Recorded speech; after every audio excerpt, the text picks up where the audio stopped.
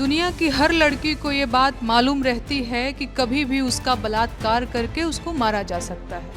ये उनके मन का वो डर होता है जिसकी वो सबसे ज़्यादा गुलाम होती हैं। यही वो डर है जो दुनिया की तमाम बेटियों को जोड़ता है।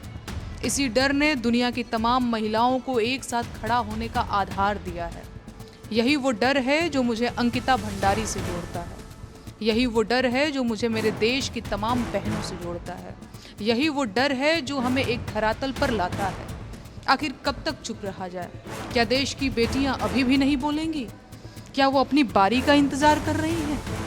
देश की सारी महिलाओं को अब सड़क पर उतरना होगा और इन जालिमों के खिलाफ लड़ना होगा।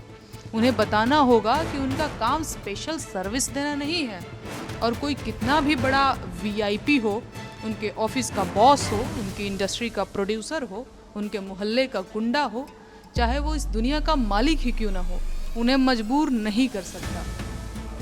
ये लड़ाई किसी एक पार्टी के खिलाफ नहीं है।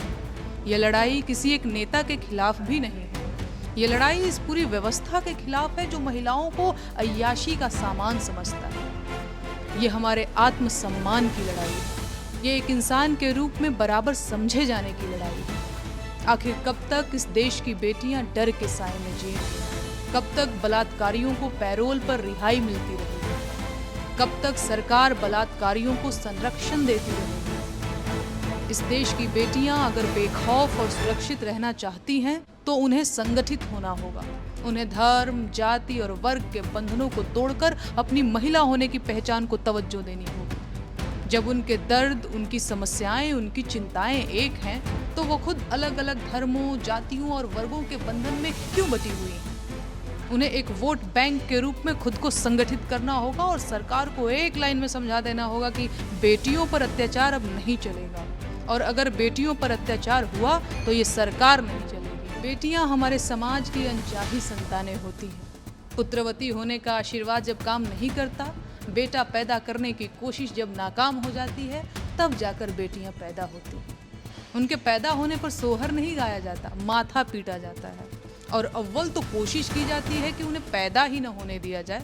देश के तमाम हिस्सों में तो नवजात बेटियों को जन्म के बाद मार भी दिया जाता है।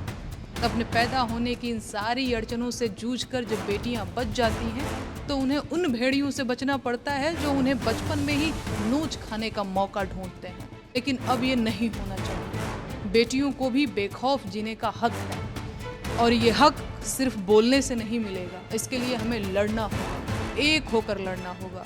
एक होकर तब तक लड़ना होगा जब तक हम जीत नहीं जाते। भारत की बेटियों, एक हो जाओ। दुनिया की बेटियों, एक हो जाओ। दीक्षांत एडुटेक लाया है दीक्षांत ई लर्निंग ऐप। बने दीक्षांत का चैनल पार्टनर और अर्न करें लाखों रुपए प्रति महीने।